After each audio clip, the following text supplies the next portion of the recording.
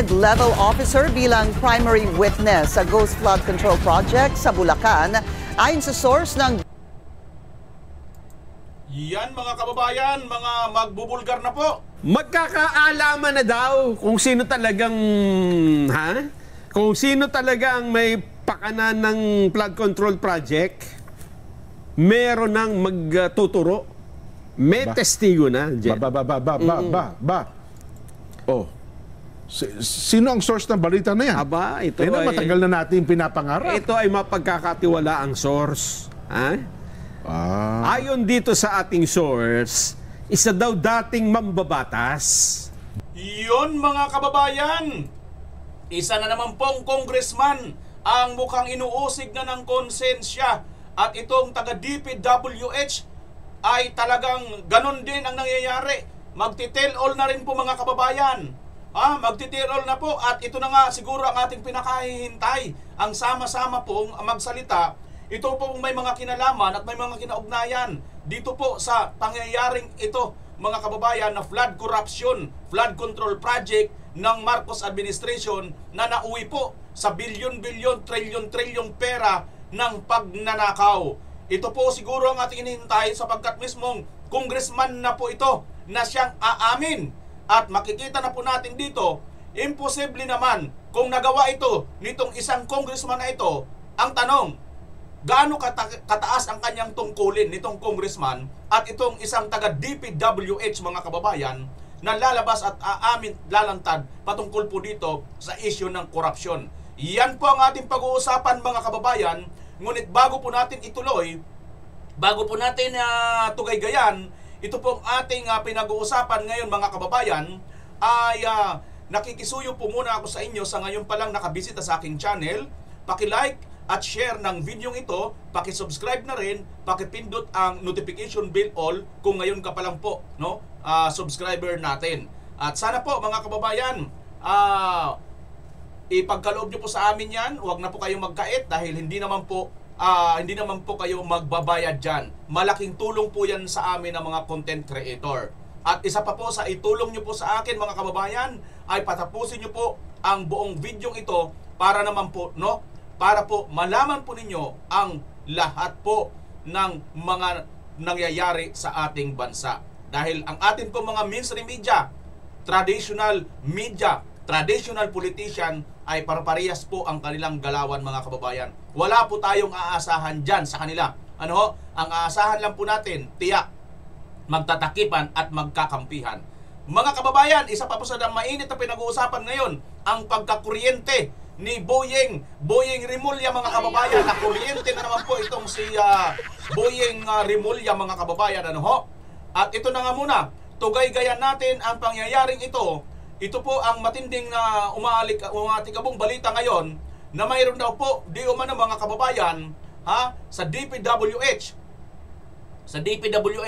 na magsasabi po, magti-tell all na po rin mga kababayan na isa pong engineer. Panoorin natin tong balita mga kababayan. handa raw tumayo ang isang DPWH mid-level officer bilang primary witness sa Ghost Flood Control Project sa Bulacan. Ayon sa source ng Billionario.com, willing si Irene Ontinco na ibunyag kung paano dinaya ang mga bidding at ipinadala ang pera sa mga benepisyaryo. Miyembro siya ng Bids and Awards Committee at nagdala umano mismo ng pera sa isang senador at ilang dating Bulacan 1st District Engineer Henry Alcantara para i-award ang kontrata sa mga piling kontraktor. Una na siyang ipinasabina ng NBI at humarap na rin sa ICI. Kasalukuyan na raw pina-finalize ang kanyang sworn affidavit. Yun mga kababayan, mahalagang tao po ito, At ilang lokal na opisyal. Kasi ayon po sa kanya dito mga kababayan, ito daw pong taong ito ay isa po siya sa malapit dito kay Alcantara. Mga kababayan, malapit po siya dito kay Alcantara. Na alam naman po natin si Alcantara mga kababayan ay kung gaano po ang kanyang kinaugnayan dito. Ito nga pong mga perang ito na napakarami, grabe. Siguro pag mapunta ito sa iyo, sa atin, ating mga ordinaryong mga Pilipino, siguro kahit hindi ka na magtrabaho, Sa tanang buhay mo, hindi mo na ito mauubos. Kung pagkain lang pag-uusapan mga kababayan, hindi mo na ito mauubos. Kahit meron ka pang dalawang sasakyan, punta ka dito, punta doon.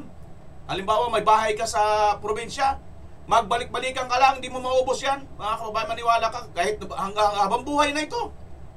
Sige nga, gaano kalaki ito. So, napaka-importante po nitong magsasalita mga kababayan, ano? Ang problema lang, ay doon na ito nauna nagsalita sa ICI. Na alam naman po natin itong ICI mga kababayan, ay may problema din sa kanilang mga desisyon. At urong-sulong po sila. Dahil kahapon lang, nabalitaan na natin dito na itong ICI ay magla-livestream. Yun naman pala mga kababayan ay hindi pa pala tiyak yun. At ngayon, mukhang naririndi na sila dahil ang taong bayan ngayon, sinusugod na sila. No? May mga sumusugod na po sa kanilang mga kababayan na pinupuntahan po ang kanilang lugar para po mag-livestream. Ayan po, panoorin natin ito.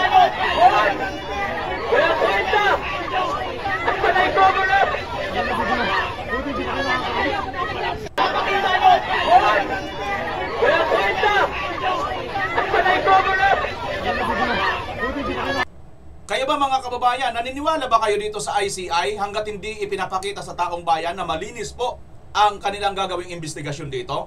Comment down below mga kababayan kung kayo po ay naniniwala na ang mga sangkot po talaga dito, yung mga totoong nagkamal at nagwaldas at nagnakaw ng pera ng taong bayan na bilyon-bilyon, trilyon-trilyon umabot, ay tunay na mapaparusahan at tunay pong lalabas dito sa ICI hanggat sinisikret po nila itong kanilang ginagawang investigasyon.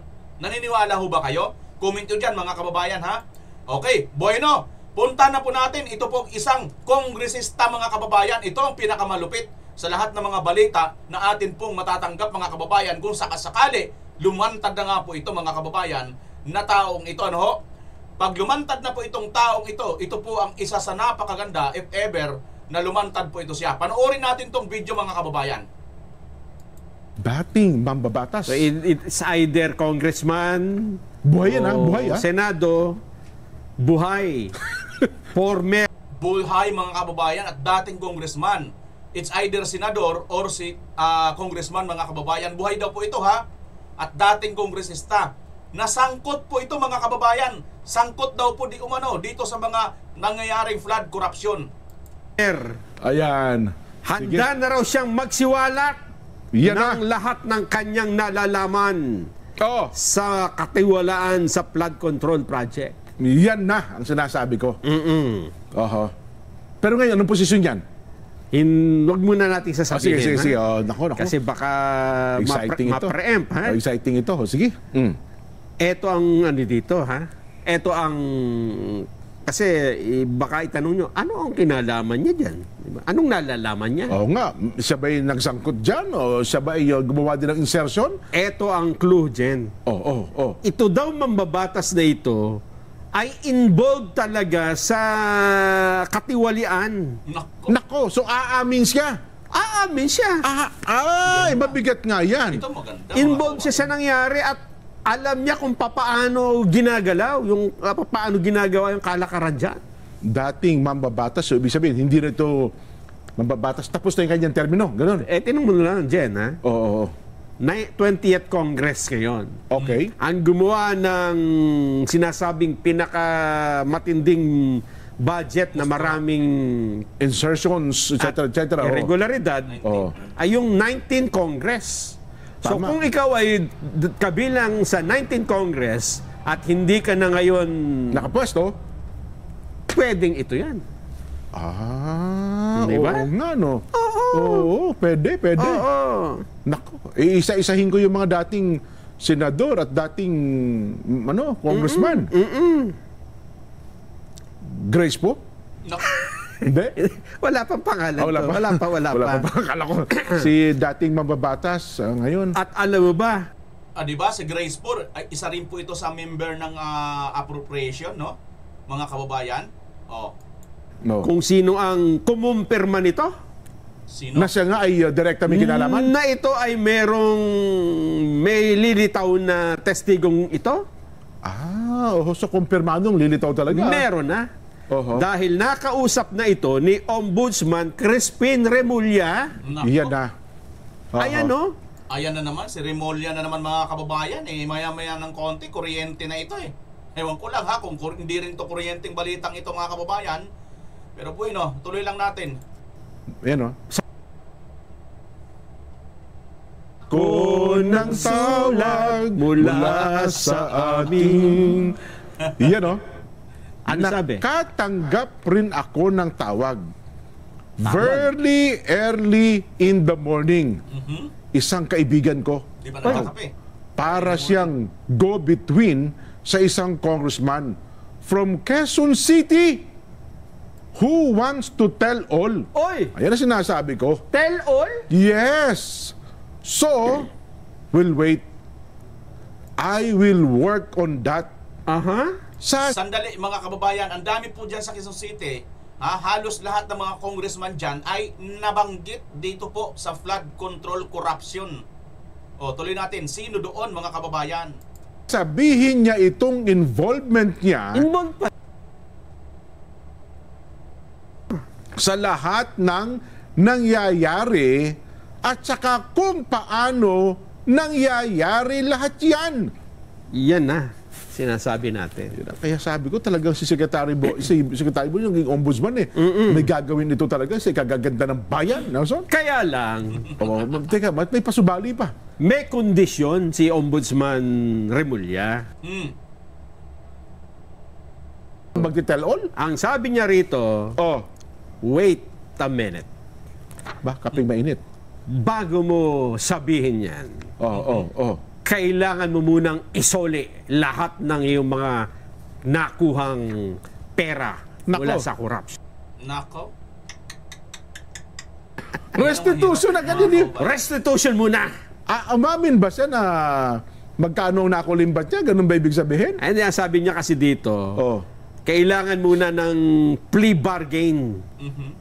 Mag-bargain ka muna, magkano ibabalik mo? Pagpapakita ng magandang gesture, good gesture niya na naman. Oh. At hindi ka na namin kakasuhan.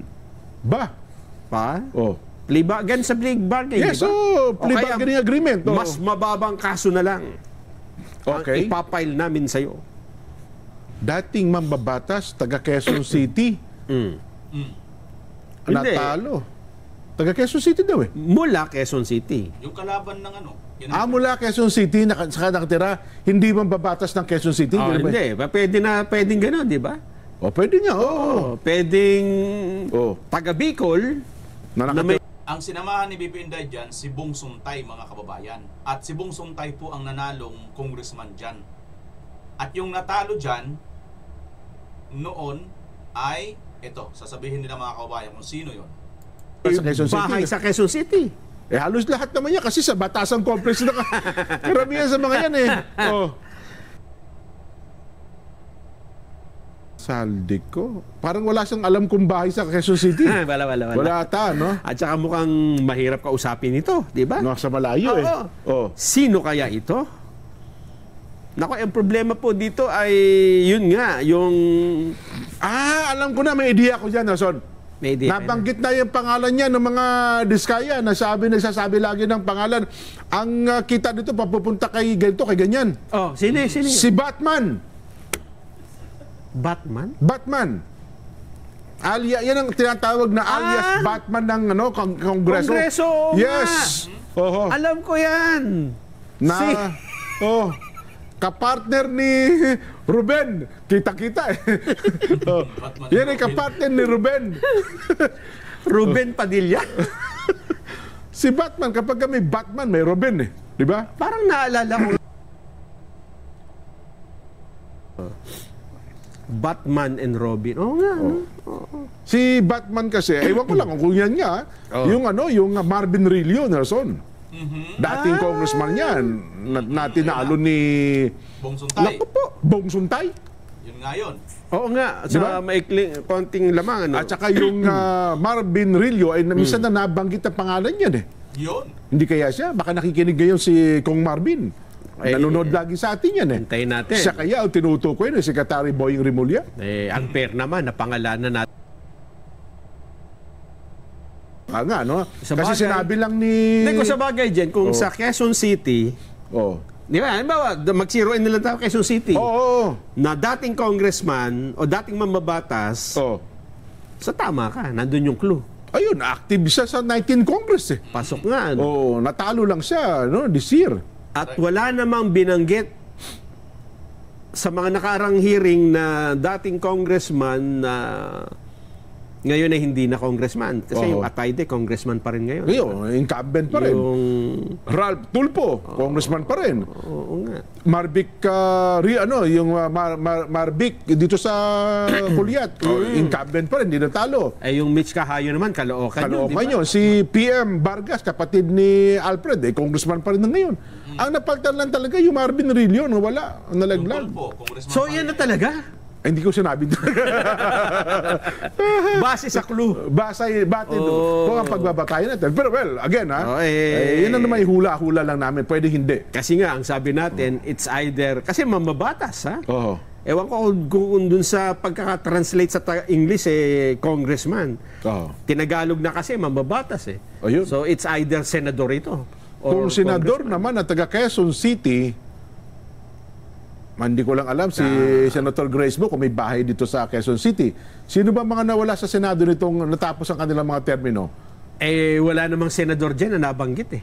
Wala Na ba? involved sa flood control, di ba? Oo nga. Na taga Quezon City at dating mamabatas, maliban kay Bong Revilla, pero taga Cavite yun. Yun na nga. Yun Cavite yun. Oo.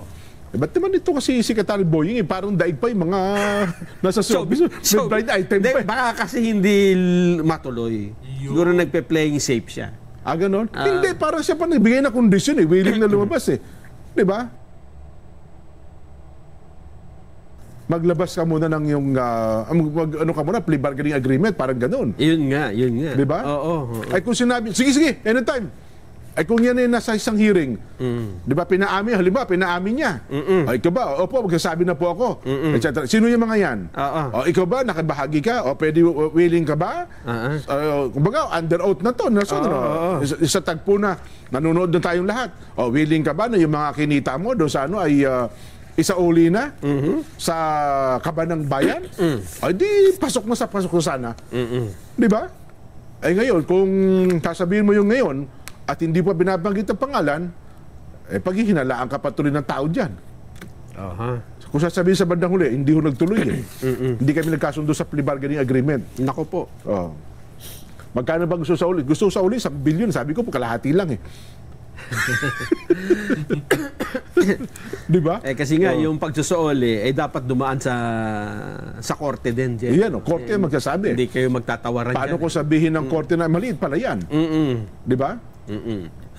Di, ano na lang po, dagdag ako. Ano lang po ito, paunang bayad. Diyan natin makikita, Jen, yung sinasabi nila na mauuna yung restitution. Ha? Kung talagang kaya nilang gawin. At kung papayag nga talaga yung kung sino man yung witness na yan.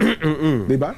Well, hindi po namin tinitiyak na si Kong Marvin na guest lang po namin yon. Base sa clue. Base doon sa clue. Na ibinigay ng ombudsman. Baka mamaya lumabas na naman sa social media. Natuklasan ng 2 anchor ng Net25. Sigurado na yan. Di ba? Baka ganun na lumabas. Pinagpapauna na po namin, ha? Siyempre, pang-viral yan. Natuklasan na pala tunang sa ganang mamamayan, Net25. Ito pala. Ito pala si Congressman Marvin. Nako, disgrasya tayo. Wala po, ha? Hindi po namin kinukumpirma yung bagay na yan. Ayan mga kababayan, so bagamat hindi po nila kinukumpirma, pero ayon dun sa CLO, siguro mahihinuha nyo na rin mga kababayan at may kukunik nyo na rin. Ito naman po ay nabanggit, no? Nabanggit po ito ng mga diskaya, itong Marvin Rillo ng Quezon City. Kayo na po umusga kung siya nga po ba ito na tinutukoy ni Boyeng Rimulya na magtitel all na. Ang problema lang, itong restitution. At ang problema din po ditong sa restitution na ito, kailangan po dumaan sa korte. Kasi hindi po pwede yung sinasabi ni Boyeng na ibebend lang nila yung batas na sige, bahala ka kung magkano ang isauli mo, hindi po pwedeng ganun. Kailangan mayroon pong actual na halaga kung magkano. Halimbawa, ang pinaghinalaan na natanggap sa iyo ay 1 bilyon. Alam nga naman, magbigay ka lang ng 1,000. So, hindi yun obra. Kaya itong si Boyeng Rimulya, nakakapanghinala talaga mga kababayan. At bahala na po ang taong bayan dito kung naniniwala pa ba kayo dito kay Boyeng Rimulya, mga kababayan. Speaking po at paniniwala, dito kay Boying Rimulya. Ito, mayroon na naman po kahapon lang ito nangyari, mga kababayan. Talaga naman, kuryente ang inabot ni Boying Rimulya dito kay kay Senator Joel Villanueva. Nag-urong-sulong siya dito, mga kababayan. Gusto niya sanang paanohin to, ipa-dismiss si Senator Joel. Panoorin natin tong balita.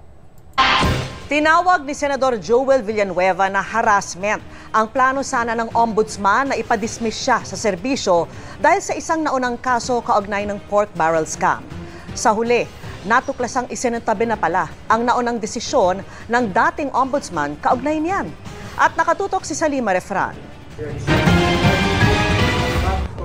Inanunsyo kanina ni Ombudsman Jesus Crispin Rimulya na susulat siya sa Senado para hingin ang pagpapatupad ng kautusan noong 2016 ni Ombudsman Conchita Carpio Morales na dismissal from public service laban kay Senador Joel Villanueva. Kaugnay ito ng kasong administratibo ni Villanueva sa kanyang pagkakaugnay sa pork barrel scam noong siya'y Sibak Party List representative pa. Matapos mapunta sa umano'y peking NGO ni Janet Lim Napoles ang 10 milyong pisong PDAF o Priority Development Assistance Fund noon ni Villanueva. Ang dismissal order na ito hindi pinatupad ng Senado dahil tanging Senado at mga kapwa-senador lamang daw ang makakapag-alis sa kapwa-senador sa pwesto sa pamamagitan ng investigasyon at ng ethics complaint.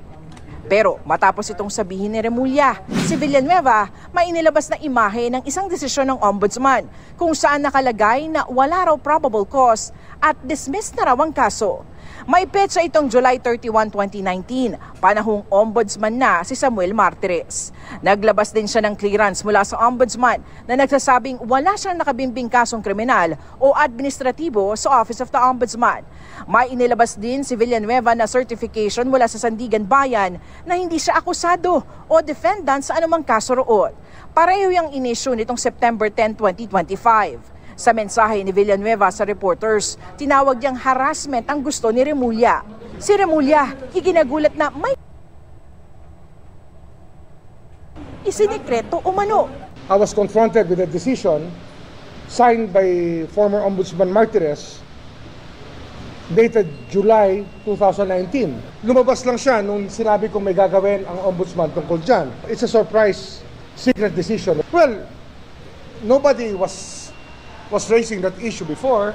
Joel Villanueva kept quiet through all the years. Ombudsman Martires never spoke about it. Di ba? Parang secret decision siya. Alam nyo ba yon? Did you know about it? Nobody knows about it. Gate ni Rimulya, hindi harassment ang kanyang ginawa. It's not harassment. It's something that everybody thinks to be still valid. That can turn out to be not valid anymore due to a secret decision. Dapat kasi, hindi naman na-publish yan, hindi yan nilabas. Nobody knew about it. Kahit na sa Senate mismo, hindi nila alam yan. Sa panayam ng Super Radio DZBB, kinumpirma ni Martires na may ganito siyang desisyon. Anyay 2018, pag-upo niya bilang ombudsman nang maghain si Villanueva ng motion for reconsideration laban sa desisyon ni dating ombudsman Morales. Ang argumento raw ni Villanueva, forged o pineke umano ang kanyang mga pirma sa mga dokumento at nagpadala rin ng NBI findings kaugnay nito. Inilagay lang daw si Villanueva sa request ng Buhay Party List, kayong hindi naman siya miyembro ng party list na ito. There is no evidence on record na yung pera na tanggap ng Buhay Party List ay napunta kay Senator Joel Villanueva. I dismissed both cases, criminal and administrative cases. So doon sa kaso, doon sa administratibo na sinasabing dismissed from the service, ni-reverse ko yon at dinispis ko yung administrative case. Itinanggi rin niyang isinikreto ang desisyon. Abay, hindi ko alam kung anong sikreto sa amin kasi kung titingnan, mayroon kaming tinatawag na CCMS, yung Case Management System. Pag yung kaso ay nare-release, napupasok yan sa system eh. So nandun sa system, na na-dismiss ko yun, wala akong sekretong ginagawa sa aking trabaho. Nakakahiya si Boying Rimulya dito, mga kababayan. No? Kanina napapailing na ako talaga eh. Kasi hindi ko po ito napapanood ng buo, mga kababayan, nang marinig ko si Boying sa sinasabi niya na mayroon ditong sikreto. Bakit kayo? Alam nyo ba yun? Para bagang sinasabi pa niya, Dapat kayong mga mainstream media, kayong mga media, alamin nyo na may mga kasong ganito. At kasalanan ninyo yan dahil hindi nyo alam. Ako ngayon ang bida dito dahil ako ngayon nagbubunyag nito. Kailan lang nila nilabas itong desisyon na ito? Ha? Nung nagsalita lang ako. Dahil nagpabida ako, di ba? Ganun ang ibig sabihin ni Buying yata dito mga kawayan eh. Only come to know si Buying na mukhang kuryente pala siya dito na naman. Alam nyo mga kababayan, hoy Buying, ito yung sagot sa'yo ni dating Ombudsman Martires. Anong secret? Hindi ko alam kung anong sinasabi mong secret kasi, ayan o, nakalagay na kaagad yan doon. Ito Buying, ang natuklasan tuloy ng taong bayan ngayon sa'yo, kung hindi ka tatamad-tamad, hindi ka talaga rin nagbabasa. At yung mga julalay mo dyan, wala bang ginawa din research? Teka lang, sandali. Bago mo lang kayo muna bumanat, wait lang. Check nyo muna kung may mga desisyon bang nauna itong mga Di ba mga kababayan? Or talagang nagpa-hype ka lang? Gusto mo lang talaga makabili ng ng mileage o mainstream media. Ito talaga si Buying mga kababayan, ang hilig talaga nito ang hilig talaga nito sa lagi sa media. Samantalang ito naman si Martires dati, ombudsman, napakatatahimik. Bibihirang ombudsman naman Ngayon, press conference dito, press release dito, si Buying pabida-bida Hilig talaga ito si Buying mga kababayan Ang nangyayari tuloy ngayon, instead na parang lumabas siya na talagang ang tali-talino niya, ang galing-galing niya, siya lang ang nakatuklas nito, lumalabas na ang katamaran niya ang nang umiiral. Manang-mana talaga siya dito kay BBM kasi tatamad-tamad Sa sobrang katamaran ni BBM, hindi na natutulog. Sa sobrang katamaran, sa sobrang kasipagan, walang proyektong matino itong ating administrasyon na ito. Di ba mga kababayan?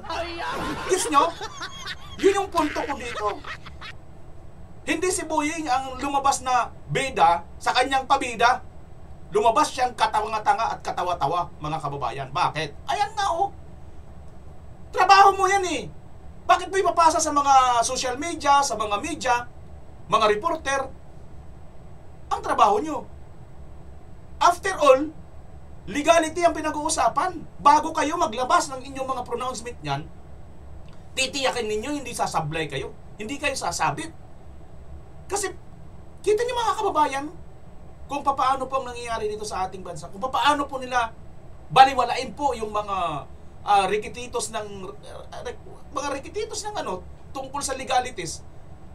Kasi maaari po kung talagang ikaw, halimbawa ikaw ngayon si Senator Joel Villanueva, pwede ka na rin magkaso dito sasabihin mo libel na rin to paninira mga kababayan. Dahil nag-umpisa nagpaano na kagad siya, nagpakalat na kagad siya ng Di ba paninira na yan kung tutusin Ngayon, kung hindi man paninira yan, dapat ka rin ng kaanuhan mo, yung pagiging burara, yun ang tawag dyan. Burara ka, hindi mo tinitingnan muna. May tawag sa Pangasinan, tawag nila yung karakara. Yung bang, basta ka nalang sugod ka agad, basta ka nalang bira ng bira, hindi mo muna tinitingnan kung mayroon kang haharaping consequences pagdating ng huli. Dito, kung nga siguro itong administrasyon ito, wala talaga silang may pakitang maganda, walang trabaho, walang proyekto maganda ang ating administrasyon na ito, wala na silang ginawa ngayon, kundi sumalag ng mga banat sa kanila, sumalag ng kritisismo sa kanila, plus sila maninira pa, titira pa sila pabalik. Yun na lang ang ginagawa nitong administrasyon. Surviving na lang talaga mga kababayan. Diba? Lahat nakabuyang-yang. Sabi ni Remulla, inaaral nila ang desisyon na ito ni Martires. Pero dahil dito, hindi na siya susulat sa Senado. Nagbago na yung premises natin. I think that it's something that raising more questions than answers. Diba? Lalo na dito, sir, sa opisina. Lalo na sa opisina ito. Para sa GMA Pahiyang-pahiya siya dito mga kababayan Di ba, nilunok na lang niya para bang proud pa siya sa nakakahiya. Pansinin niyo mga kababayan, di ba? Kung talagang trabaho lang ito si Buying at ang kanyang mga tauhan dyan, naman ipasilip nyo muna, sige, silipin nyo nga muna ito bago ko ito ilabas si Villanueva kung talaga nga bang wala tayong sabit dito. Di ba mga kababayan? Di ba dapat ganun ang gawin niya? After all, ang dami naman niya mga undersecretary dyan. Mga assistant secretary, di ba? Pwede naman yan pagawa. Sandali. Hanapin nyo nga muna. Pwede nyo naman. Hindi naka-ilibro ngayon Computer na lang. Search nyo muna. Senator Joel Villanueva, may kasong ganito. Labas ka agad dyan. Uy, teka, nadesisyonan na pala ito ni Martires. Huwag na natin ilabas. Di ba mga kababayan, tama hindi? Ngayon, kung trinabaho na ito ni Boyeng at ng kanyang team, nakita na nila, nalaman na nila na si Joel Villanueva mayroon ng ganong Senator Joel, mayroon na siyang ganong desisyon ni Martires na dismiss na. Tapos nilabas pa rin nila. Ibig sabihin mga kababayan, mayroon silang gustong ibig ipaano dito mga kababayan, ipahiwatig. Siguro yun na nga. Yung sinasabi niya ngayon na secret daw. Wala pa rin mga kababayan, sablay pa rin siya. Kasi ayon kay Martires, nakalagay naman yan dyan Paano naging secret? Oo nga naman. Nakalagay, naka-record. Anong secret dun? Unless kung hindi yun ni-record ni Martires. Official yun record. Kita nyo na mga kababayan kung sino talaga ang nag-ano sa atin, nagsasabi ng totoo dito. Diba? Yun yung mga punto dito na atin na pinupuntuhan mga kababayan at nakikita na natin, di ba? So, yan, kurente si Boyeng dyan, mga kababayan. Ito. Paraan ng korupsyon, tinan mo. Hindi sustainable ayon kay Senator Alan Cayetano. Hindi talaga makapag-sustain. Panoorin natin to. Nababahala si Senate Minority Leader Alan Peter Cayetano sa persepsyon sa Pilipinas ng buong mundo. Sa gitna ito ng malawakang korupsyon, partikular na mga maanumalyang flood control projects ng pamahalaan. Paliwanag ni Senador Alan Cayetano, kinakantsawan kaugnay ng korupsyon ng mga Pilipino na naglalakbay sa ibang bansa kung saan mahigit 10 milyong Pilipino ang nasa abroad. Tinatamaan rin anya ang imahe ng Pilipinas kung saan apektado nito ang investment o ang pamumuhunan sa bansa. Hindi sustainable yung paraan kung paano natin ina-address ang corruption, ang massive corruption. We have to address it. We have to address it. We have to be decisive. Kailangan may major reforms at tunay na pagbabago. Kailangan may makulong. Pero the way we're doing it, na parang circus araw-araw, lubusan na apektuhan ang image ng ating bansa. Naniniwala rin ang mambabatas na may ilang tao na laban kay Senator Joel Villanueva at sa Senate Minority Bloc. Ngunit habang ginuguluan niya ito ng mga mastermind, sila ay nakakawala. Sa tingin din ito ay hindi lang isa ang mastermind sa katiwalaan sa flood control, kundi isang grupo ng mga tao na nagsama-sama. Binigyan din ni Cayetano ang kahalagahan ng investigasyon sa krimen, kung ano ang kwento at ang working theory kung saan makikita ang motibo. Bagaman may mga tao anyang nasa isip ng mga tao, ngunit mas nararapat anyang mga ebidensya ang magsalita sa sarili nito. Hindi ako naniniwala dun sa mag-name ka muna to follow yung ebidensya. Dun ako sa lumabas muna yung ebidensya, tapos alam na natin kung sino. Hiling ni Senador Alan, tayuan ng buong Senado ang mga mali na nakikita ng lahat ngayon. Asher Cadapan Jr., UNTV News and Rest. Natumbok talaga ni Senator Alan Cayetano, mga kababayan, Hindi siya sang-ayon doon sa mag-name muna to be follow na ang ebidensya. Ganitong ginawa po nila ni Torre. Inaresto muna si Tatay Digong, saka na yung warrant of arrest. Di ba? Tapos kakasuhan na muna, saka na muna ang mga ebidensya. Di ba? Binala na, nakulong na sa ICC, saka pa lang maghahanap sila ngayon ng mga ebidensya at mga witness. Ibang klase talaga itong administrasyon ng Marcos administration, mga kababayan. At kitang-kita dito, hindi talaga sustainable. Nakakarating na sa buong mundo, mga kababayan. At ang masakit pa dito, pati pa itong mga press people, Tingnan nyo, mga kababayan, mayroon pa ako napanood na isang video ganito. Paano po nakakarating sa buong mundo itong kahihiyan, itong corruption, itong wala pong asinsong ating bansa. Urong-sulong o paurong, mga kababayan, itong ating bansa. Kasi may mga leader tayo na hindi sustainable ang pagtugon sa corruption. Dahil bakit? Si Boyeng, instead na unahin muna na maglabas ng ebidensya yung mga tao, kailangan mo muna magsauli.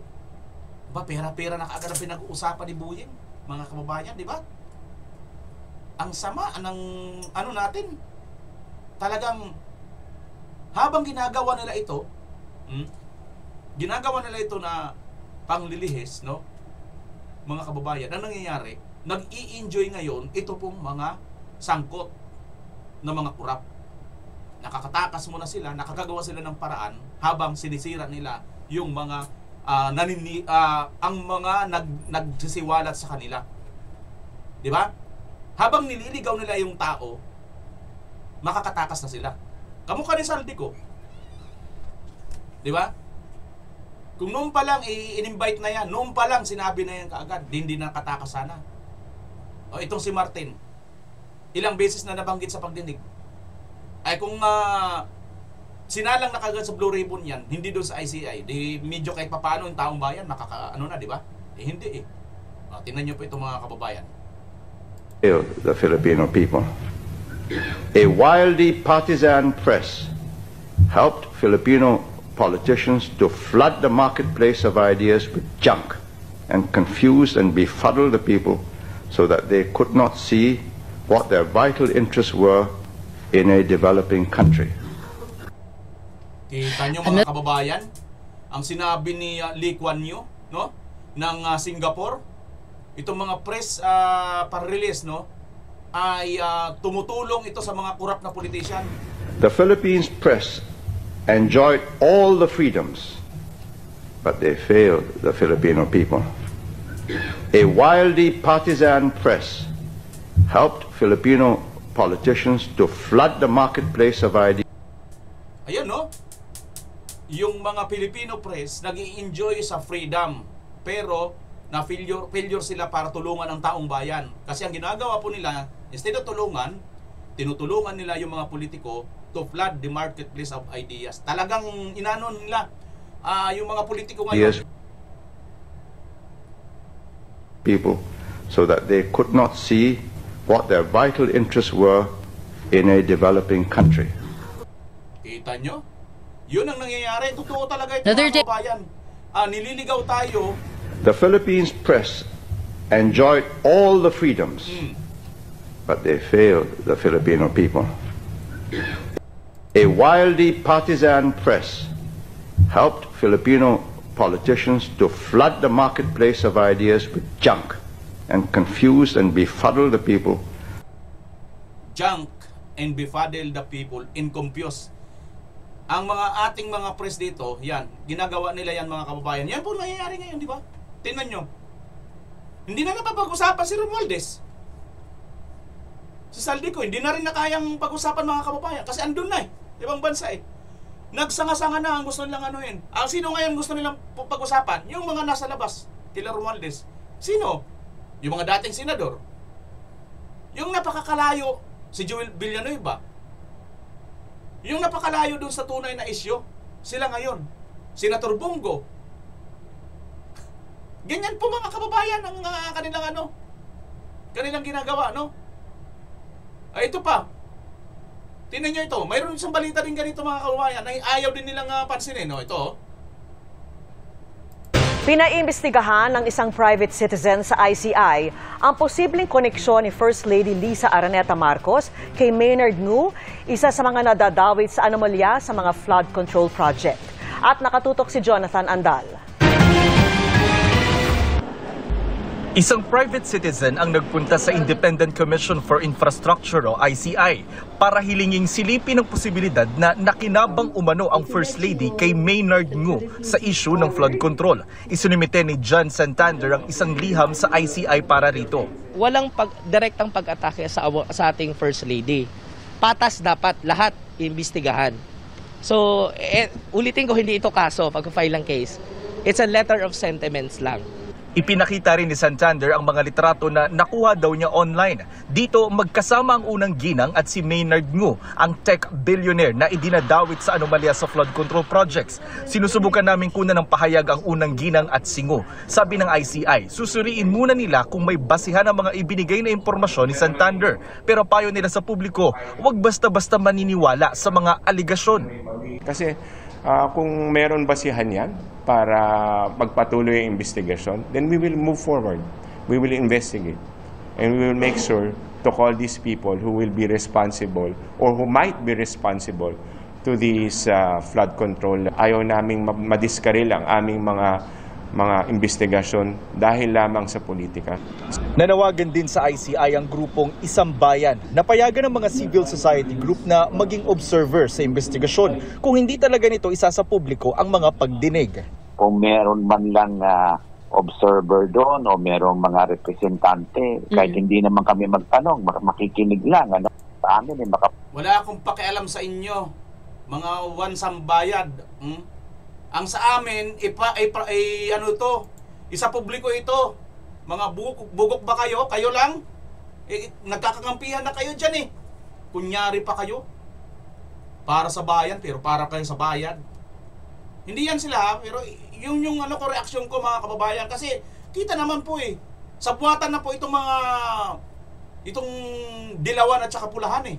Taon hindi na naman makakaharap sa ICI si dating DPWH Undersecretary Roberto Bernardo dahil nagpasabi raw ito na may sakit. Hihingan siya ng medical certificate at inurong na lang sa November 11 o 12 ang susunod niyang pagharap sa ICI. Yan mga kababayan. Doon pa nga sa isang report, di ba? Itong si Auntie Claire, siya na naman ang naging tagapagsalita ni Bakikang, mga kababayan. Siya na naman ang tagapagsalita ni Bakikang at sinasabi nga niya na mukhang pinabili lang ng suka. Mahilig talaga sila sa pinabili lang ng suka, ano? Ikaw naman, Auntie Claire, ano ka naman? Ikaw yung number 1 fake news din eh. Di ba? Yan mga kababayan. Kung hindi niyo talaga hawak itong itong ICI na ito, bakit parang tila baga kayo pa yung nag-aabogado din dito. Wala talaga yan mga kababayan, ICI na yan. Ngayon nga lang urong sulong eh. Pagkatapos masunog yung ICI office, saka kayo magsasabi na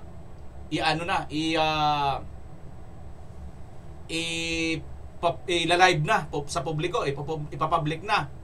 Tapos ngayon may pronouncement na naman na hindi na itutuloy ang pagla-live. Bakit? Hindi ba tuluyang nasunog? Kasi ayun doon, di ba mga kababayan? Kaya tuloy ngayon ang nangyayari, lumalabas tuloy ngayon, di ba, kahapon, nasunog yung nung nakarang araw, yung DPWH. At sinabi ng taga-ICI na ila-live stream na nila. Pero sabi pa rin sa report, no, na hindi naman daw po nasunog, intact naman daw. So, ngayon, ang balita na ngayon ay hindi na itutuloy. Kasi hindi na sunog.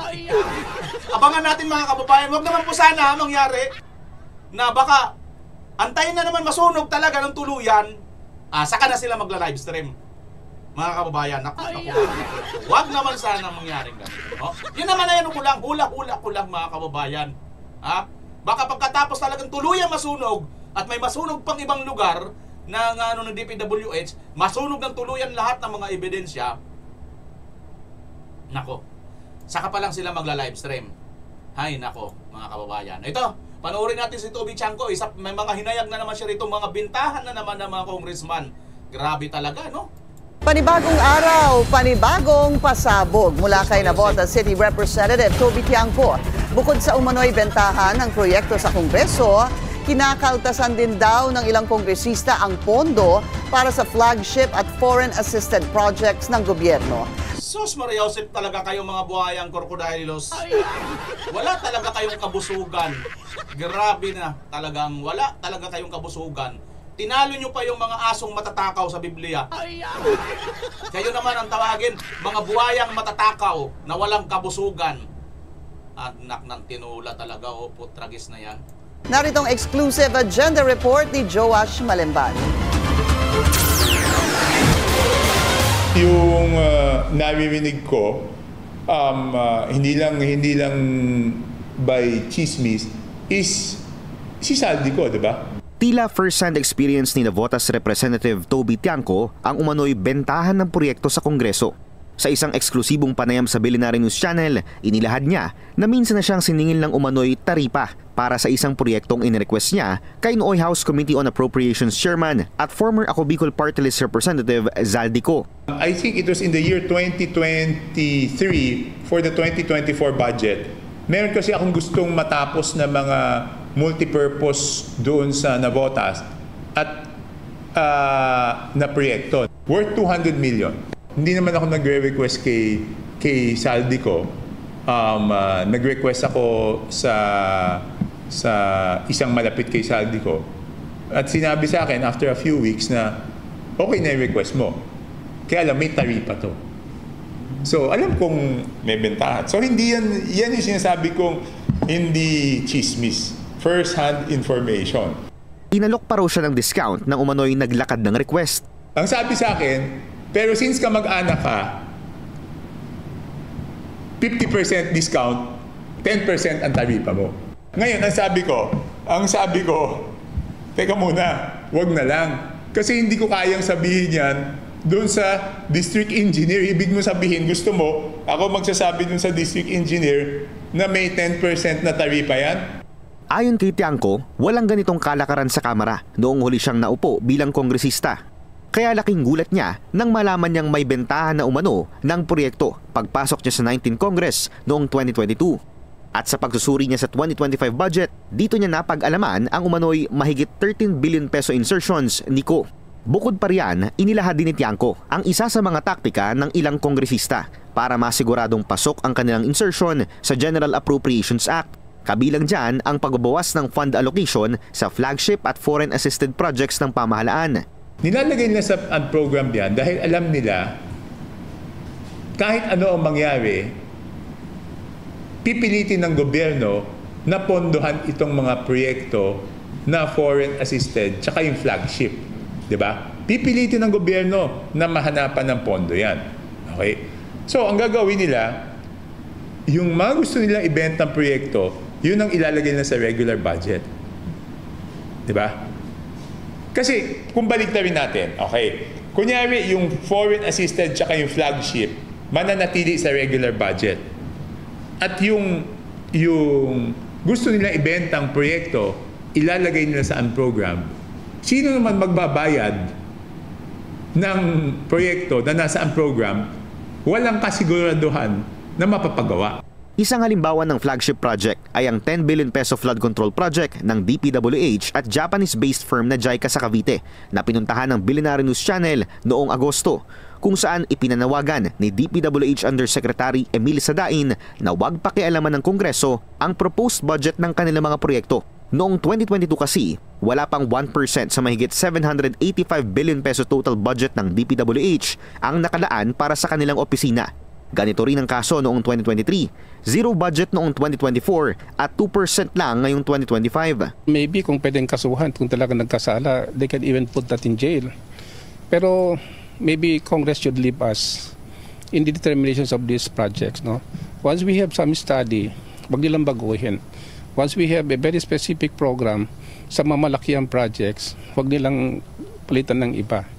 Because flagship projects has to be given a more important focus on budgeting. Hindi lang po ito sa flood control. Paano? Wala ng flagship ngayon project sa BBM na matino. Ang flagship project niya ngayon ay flagship in corruption. Yun yung flagship niya. Yun yung kanyang pinakamalaking proyekto na nagawa, mga kababayan. Another Guinness Book of Record. Alam nyo mga kababayan, ito lang mangyayari dito. Sa nakikita ko lang balang araw, ito pong Marcos Senior, na itala na ito sa Guinness noon at mukhang hindi yata naging formalized, no? Siguro pagkatapos nito si Marcos Jr., dito na mapoformalize na po talaga na yung mag-ama ay talagang nakalista, nakalagay po sa Guinness Book of Record, pinakamagnanakaw sa buong mundo. Malamang official na po yan after po niyang bumaba sa pwesto or matanggal sa pwesto, mga kababayan. Ba talaga naman, nakaka-proud. Meron tayong isang Pilipino na naman. Nakakuha na naman ang record. Guinness Book of Record. Di ba nakaka-proud mga kababayan? O mga luyas na. Proud na rin kayo dyan. Huwag na kayong huwag na kayong hindi magpa-proud. Nakaka-proud, di ba? Maging loyalista. O sige, loyalista pa. Proud pa sa magnanakaw. Nawagan ni Tiangco, dapat isa publiko ng House of Representatives kung sino ang proponent ng bawat proyekto at magkano ang budget per district. Sa pamamagitan daw nito, masusuri ng ayos ng publiko kung sino ang mga kongresista na tila nagsisingit ng pondo. Kung hindi nila ilalathala yan, ibig sabihin, ang lagi kong sinasabi, let us be true to our word. Huwag tayong maglokohan, di ba? Kung sinasabi nila na transparent po yung budget, pero ayaw nilang ilagay sa website yung budget ng bawat congressional district o yung budget ng bawat party list at saan din nila to, hindi totoong fully transparent kami. I mean, sila ha, wala akong isama. Hindi totoo na fully transparent sila. Kasi bakit ayaw mong ipakita? Aniya, October 13. Kasi may tinatago. Ganon din yung ICI. Bakit ayaw ipakita? Kasi may tinatago. Ganon lang naman kasimple yun eh. Kung bobo ka, kung loyalista ka, hindi simple sa'yo yun. Oo, hindi sa'yo simple yun. Yun? Nakakadiri yun. Pagka tinatago mo, pagka ayaw mo ipakita, hindi sa kanila simple yun. Ang intindi nila, normal lang yun. Kasi kailangan namin itago eh. Di ba? Pa nang ipanawagan niya ito sa bagong liderato ng House Committee on Appropriations. Muli na rin daw siyang sumulat kay Nueva Ecija Representative Mika Swansing patungkol dito, pero wala pa rin itong tugon sa kasalukuyan. Para sa agenda, yon mga kababayan.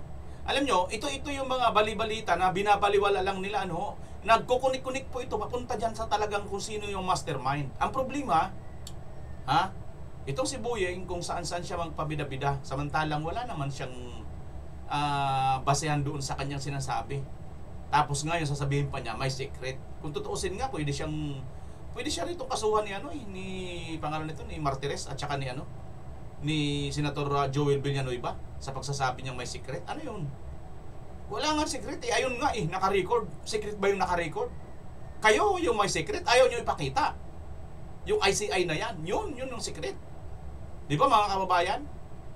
Oh. Ganyan ang kanilang style dito. Tingnan niyo mga kababayan. Isa sa style ng ginagawa ng Pangulong Duterte ng kanyang panunungkulan. Ito panoorin po ninyo itong video na ito mga kababayan. Naalala ito mga diskaya, di ba? Yung mga na-issue ngayon, kinukuha nila yung mga sasakyan. Gusto nilang subasta or Sa panahon ni Tatay Digong, ito mga kababayan. Ano ba ngayon ang comparison? Si Tatay Digong at saka si Marcos Jr., ito si BBM. Paano sila magsawata tungkol po rito sa corruption na nangyayari ito. Ito ang dapat gawin, di ba? Ito 700 million hanggang 1 billion ang total value ng mga sinirang luxury vehicle sa panahon ni Duterte. Sabi niya, dapat sirain kasi makakabalik din yan sa black market. Sana walang copyright ito. Durugin. Yan ang dapat. Ayan mga kababayan, sana walang copyright. Ayan ganyan po ang panahon ni Tatay Digong. 700 million hanggang 1 billion total value ng mga sinirang luxury vehicles sa panahon ni Duterte. Anti-corruption campaign ni Duterte versus BBM. Ayan, ito po yung kay Pangulong Duterte. Bilyon ang halaga ng mga sinira po kasi babalik po yan sa black market. Si BBM ito. Ayun mga kababayan. Iniduro lang ang kanyang kaya mga kababayan. Iniduro lang ang kaya niya mga kababayan. Pastilan in taon, putra kisig. Iniduro lang mga kababayan ang kaya ni BBM na kanya pong napapasira or sa anti-corruption. Pastilan boy. Baka nandyan yung mga kakampi ninyo mga dilawan nandyan sa Iniduro, pastilan. Ganyan po ang kanilang anti-corruption na kuno mga kababayan. Tingnan nyo po ito sinasabi ko sa inyo. Ay, nasa na ba yun? May panawagan na sa ICI na dapat nila ito sa publiko nila itong itong pagdinig, live stream ng ICI next week kinansila. Kansilado kaagad, hindi pa nga nag-uumpisa, kansilado na kaagad. Bakit? Bakit patuloy nyo gustong isikreto? Ano bang tinatago nyo dyan, ICI? ICI, anong tinatago ninyo dyan? Bakit hindi nyo ipalabas sa taong bayan? Ha? Mga kababayan. Gusto nyo pa ng isang report, mga kababayan? Ha? Gusto nyo pa ng isang good news? Ay, mayroon pa akong ipapakita sa inyong good news, mga kababayan. Good news ito, mga kababayan.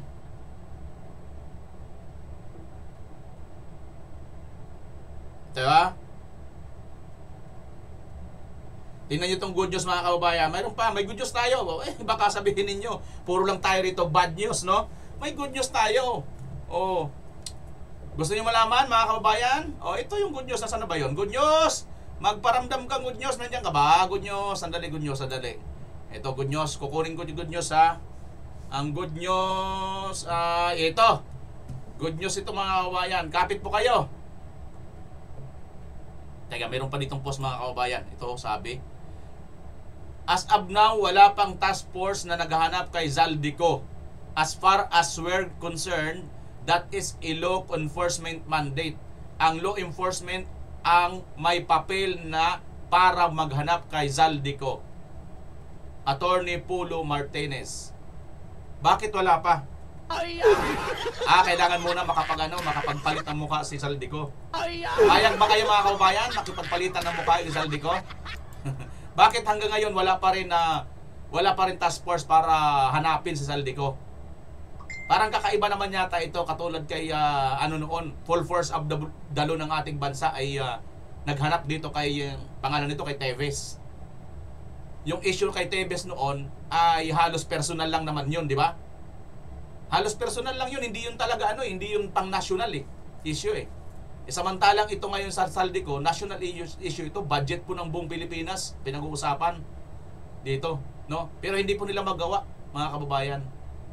Si Pangulong Duterte, nagawa nila ngayon magpagamit, makipagkaisa sa Interpol. Pero ngayon, kasi ang rason po nila kaya sila nakipag-isa sa Interpol dahil daw pag tayo naman daw ang mag-request sa Interpol, magpatulong sa Interpol, tutulungan din tayo. Nakikita nyo, mga kababayan, itong mga kalukuhan itong mga ito, di ba?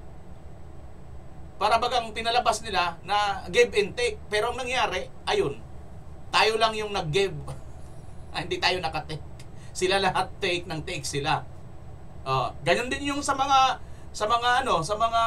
EDCA sites. Sinabi rin yan ni BBM, di ba? Yung mga EDCA sites na yan ay tutulong yan sa mga sakuna, kalamidad na mangyayari sa ating bansa. Puro 10% in taon, tragis. Ang dami na nangyaring bagyo, lindol sa ating bansa, wala ka man lang nakitang isang pisot na kano para tumulong, di ba? Ganyan po kabudulista itong Marcos na ito. Tapos marami naman tatanga-tanga na naniniwala, bahala kayo dyan sa buhay ninyo, pinagluluko lang kayo. Ito, mga kababayan, ng good news. Baka sabihin nyo wala tayong good news. Yan, good news, good news, mga kababayan. Basahin nyo nga, ano bang good news? The Business Times. Business Times po ito, like natin. Hindi pala malike. Vietnam's stock market is heating up and is now among Asian busiest with a trading value above 1 billion US dollars. Vietnam's equity market is on par with Singapore and ahead of emerging peers such as Indonesia and Malaysia. Mga kababayan, ayan po, balita po yan ng The Business Times. Hindi po natin balita yan, hindi po yung balita ng mga ng mga mainstream media. Nasaan ba Pilipinas? Hindi nyo makita, mga kababayan? Andun! Ay, sandali, hanapin nyo Pilipinas. Hindi nyo makita. Teka. Hindi makita pala, Ito. Yan, nakita rin sa wakas. Ayun! Bulinggit! Sandali, atras ako para makita ninyo. Good news mga kababayan, tayo na naman po ang top. Top dun sa button. Ay, grabe talaga yun, no? Nakita nyo? Kaya hindi nyo makita kasi liit. Maliit pala. Oh. At least maliit, di ba? Good news kasi hindi tayo pinakamalaki. Hindi tayo pinakamalaki, mga kababayan. Ayan, no? Ayun, no? 0.10 B. Malaysia 0.57, Indonesia 0.91, Vietnam 1.05, Thailand 1.030, Singapore 1.02. Intawan ng Pilipinas 10 lang. Oh, top 10. Ay.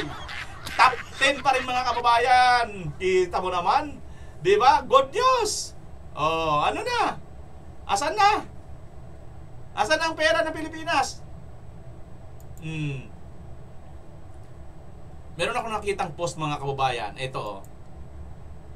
Brigadier General to General Bronner, you are a coward. I am officially calling General Romeo Bronner a coward, sabi niya rito. Ayan mga kababayan. Mismo si General De Leon nung sabi niya kay General Romeo Bronner mga kababayan. Sinabihan po siyang duwag mga kababayan dito, no? Ano ba itong video? Ay, na pala yun, no? Oh. Tingnan nyo nga itong mga kababayan, itong mga Duterte. Sabi nga ni Wincy Cornejo, yung sikat na singer, no? Kung kinurakot ng mga Duterte ang pera ng bayan during PRR this time, nasaan ang mga bahay nila sa Ladislawa, helicopters, private jets, mga ingranding bahay, bakasyunan at kung ano-ano pang senyalis ng lavish na lifestyle. Di ako sigurado kung wala nga sila ng mga ganyang material things. Pero as a Davaoenyo in heart who spend a lot of time in Davao, parang wala naman akong naririnig na chismis. Wala po talaga mga kababayan. Kasi tayo, nakarating po tayo sa Davao. Nakausap pa natin si Tatay Digong sa Davao. Nakakwentuhan po natin. At napakasimple po talaga nila mga kababayan. Ano? Speaking of simple at ginigipit, ito po ang SMNI Foundation mga kababayan ay hindi po napapagod para tulungan ang taong bayan. Panoorin nyo po ito mga kababayan na video na ito bago tayo magtapos. Grabe po ang ginawa ng SMNI na pagtulong po sa ating mga kababayan. Nandito pa rin tayo sa ating ginagawa na relief operations dito sa Barangay San Isidro, Manay, Davao Oriental. And to wrap up our second day, kasama natin ang isa sa mga board ng SMNI Foundation Incorporated, si Mesana Jane Sancho. Ma'am, congratulations po sa ating matagumpay na 2-day relief drive. Kamusta po ang kalawang araw dito po sa Barangay San Isidro? Maganda, naging smooth naman lahat, MJ.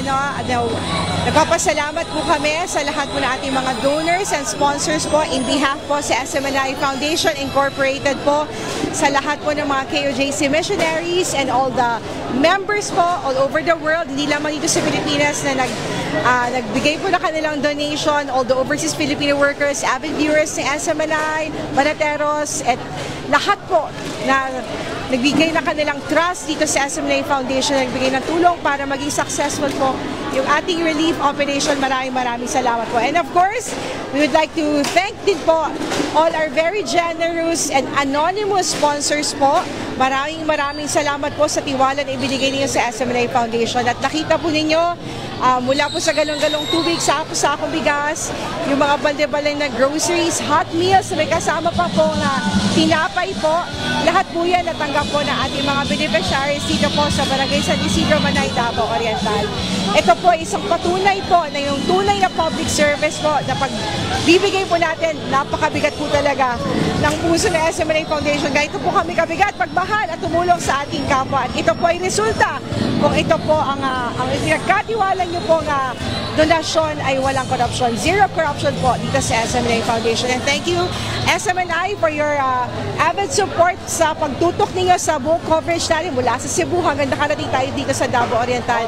Ganyan po kahanda ang SMNI Foundation na tumulong sa lahat ng nangangailangan. Ma'am, in the 1980s, Pastor Polo C. Kibuloy was here And mismo yung kapitan ng barangay, yung father niya, nakasama ni pastor nung umikot sila sa mga liblib na lugar in the early days, no, ng Kingdom Ministry. And many years back, nandito ulit si pastor through SMNI Foundation Incorporated, and sila ay nagpapasalamat sa generosity ng ating mahal na pastor. Anong mensahe ng SMNI Foundation Incorporated, ma'am? Alam mo naman, si Pastor, pag tumulong MJ, hindi niya tinitingnan kung naging miyembro ka ba o hindi ng Kingdom of Jesus Christ. Ano ang iyong paniniwala, your beliefs, even your political beliefs, hindi tinitingnan ni Pastor yan. So kami dito sa SMNI Foundation, basta't kayo nangangailangan, bibigay tayo ng tulong sa abot ng ating makakaya. And in behalf dun sa mga napuntahan ng mga lugar na ang pinakawan Pastor, especially dito sa Davao Oriental, hindi naman natin ito pinili MJ na nakarating dito si Pastor. Nakarating tayo dito dahil nangangailangan sila ng tulong. The epicenter. And this is the epicenter ng Lindol, no? Gaya ng sinabi mo. And of course, nagpapasalamat kami sa aming pinakamamahal na pastor dahil sa kanyang pagtuturo, MJ, no? Kaya ganito ang klase ng pagbibigay natin, dito sa SMNI Foundation. Ma'am, last na lang, para po sa mga gusto pang tumulong, magpahabol, o i-entrust ang kanila pong mga pagpapala sa SMNI Foundation Incorporated, saan po nila kayo maaabot? You can send your donation, if it's cash, sa ating Land Bank account. Ipa-flash po natin sa ating screen, and of course, sa GCash po natin sa 0917-714-1820. Maraming salamat po sa patuloy ninyong pagsuporta sa SMNI Foundation Incorporated. Thank you, ma'am. Yan po, natatapos ang two-day relief drive natin dito po sa San Isidro, Manay. Bank account, ipa-flash po natin sa ating... Ayan po mga kababayan ang pina-flash po sa pagtutulong sa SMNI Foundation para po dito sa relief operation na ginaganap po dyan sa Davao Oriental, mga kababayan. Particular po dyan sa Manay, sa mga nasalanta po ng lindol. Napakalakas ng lindol dyan, mga kababayan. So yan nga po, salamat din po sa mga sumusuportahan sa lahat po ng mga nagpaabot po dito ng donation sa Foundation SMNI, At sa lahat po ng mga nakisupport, nakishare, nakilike dito po, mga kababayan. Salamat po. At tuloy-tuloy lang po tayo, mga kababayan. Tulungan lang po tayo. At ito naman po ay isang napakagandang gawain po na dapat po natin pagkaisahan. Bagamat anuman ang iyong kulay ng reliyon, anuman ang iyong kulay ng politika. Pagdating po sa pagtulong, pagdating po sa pagpapakita ng kabutihan sa ating kapwa-tao, ay wala po tayo dapat tinitingnan na kulay. Ito si BMR Channel, pansamantalang magpapaalam. Paki-comment nyo po dyan sa baba sa comment section kung ano po ang inyong masasabi sa video ito. Pakisulat nyo na po ang inyong lugar kung taga saan kayo para malaman ko kung hanggang saan nakarating ang video ito. At ano pa tawag nito? Tawag din yung mga kababayan. Pupusuan po natin yan. Maraming salamat, Pilipinas, as always. Bye-bye!